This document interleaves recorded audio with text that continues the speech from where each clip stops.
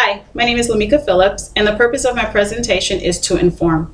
I want my audience to be able to describe in their own words what psychological abuse is, know the warning signs, and the help that is available. After listening to my presentation, the audience will be able to recognize if their relationship is abusive or not.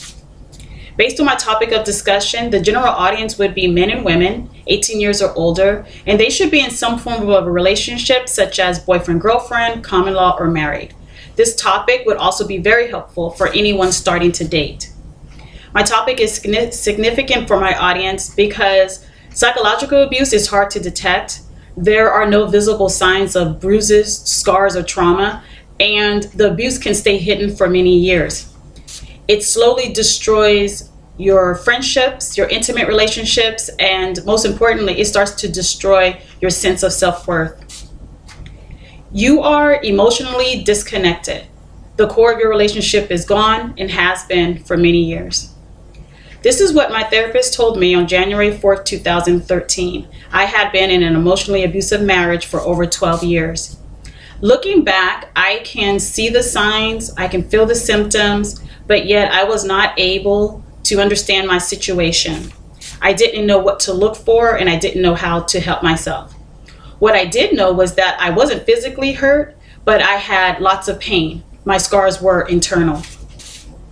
Research shows that psychological abuse is the most common form of abuse because few people understand its meaning. The abuse can stay hidden for many years, and it is very hard to recognize. First, I will define what psychological abuse is and discuss its effects. Next, I will go over the warning signs. And lastly, I will talk about the help that is available. To begin, I will define what psychological abuse is and discuss its effects. McGraw-Hill Concise Dictionary 2002 defines psychological abuse as a form of mistreatment in which there is intent to cause mental or emotional pain or injury. It includes verbal aggression, statements intended to humiliate, insults, and threats of abandonment. It results in stress, social withdrawal, long-term depression, and anxiety.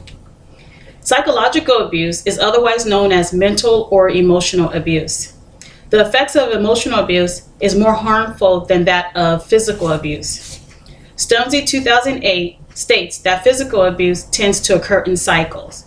First, a violent outburst, followed by a period of remorse, attention, affection, and then generosity. One incident constitutes abuse.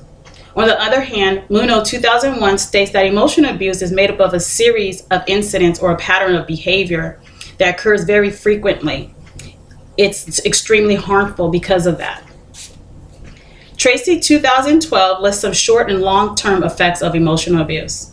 Some short-term effects are feelings of walking on eggshells. And this basically means you are tiptoeing around someone else's moods in order to avoid outbursts. Questioning your own memory. You're starting to say to yourself, did I say that? Did that really happen? And you're asking yourself these questions because of the other person's reaction is so extreme, you're starting to doubt yourself. Frequent crying. Feeling powerless as if nothing else you can do is right. Anxiety, fear, and becoming passive or compliant. A few long-term effects are depression, sleep disturbances, feeling alone, and feelings of going crazy, meaning with everything that's happening in your life, you do not know what to do anymore. You don't know which way to turn. You're at a loss.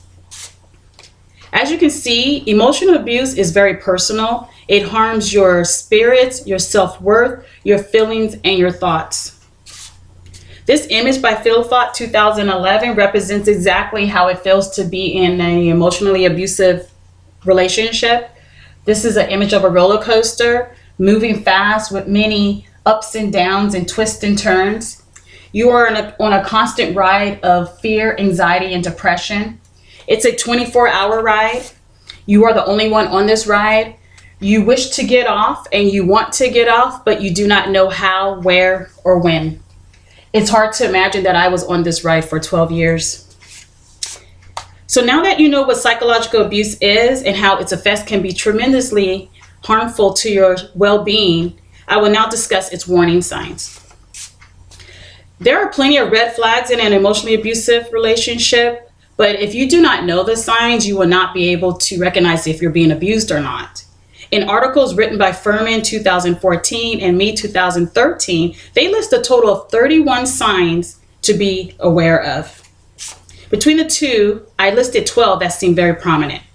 First is humiliating or embarrassing you, perhaps even telling other people your personal business. Constant put downs. You feel you can't do anything right. Ignoring or excluding you, such as receiving a cold shoulder as punishment. Unreasonable jealousy of you, other people, your dreams, and your goals. Domination and control. You feel like you can't make any decisions on your own. Making everything your fault. The finger's always pointing to you and you can't do anything right. Isolating you from your friends and family because they want you all to themselves. Constant calling or texting whenever you're not with them.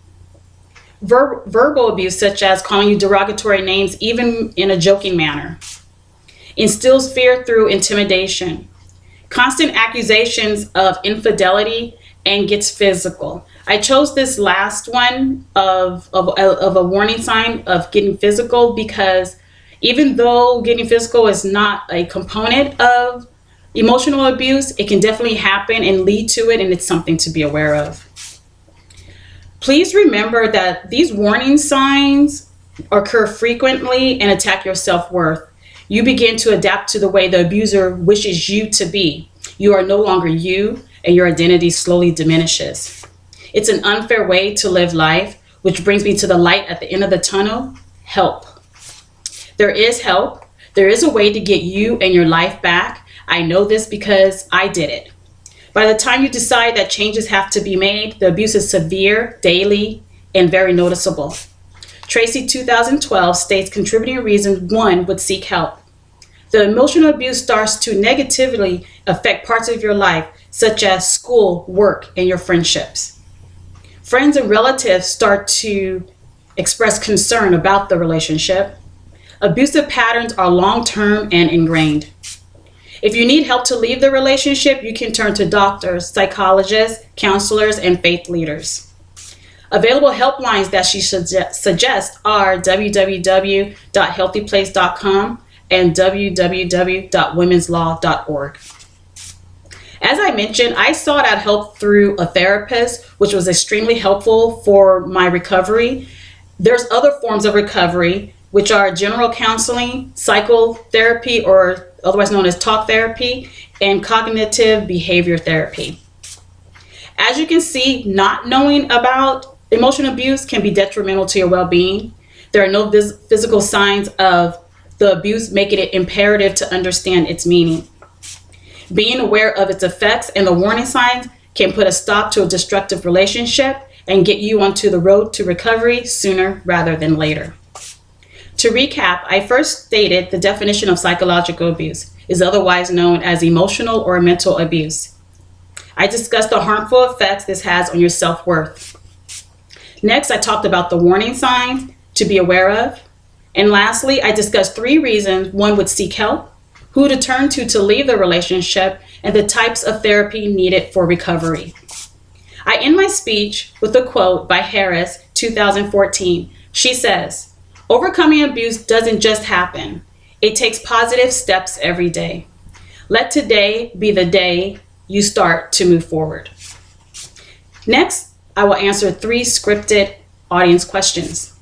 First question: what are the characteristics of an abuser? The first characteristic of an abuser that gets you into his web or her web is charming. But soon to follow is jealousy, being manipulative, controlling, critical, and narcissistic. Plethora Bridge, no date. Question 2: is there a difference between the abuse of men and women? Typically, the abuse is the same, meaning it's intended to attack your self-worth. The abuse towards a man is really intended to attack his manhood, such as calling him a failure, a bad dad, or a coward. There may be threats to take the children away, and there may be false accusations that he's assaulting you. Tracy, 2012. Question number 3: how did you get out of your relationship? It was difficult, but I did manage to gain strength. I actually had hit rock bottom and had nothing really else left to give. I was emotionally drained. And so, with the help of friends and family and a good therapist, I was able to make my way to recovery, and I eventually got a divorce. Thank you for listening, and this ends my presentation.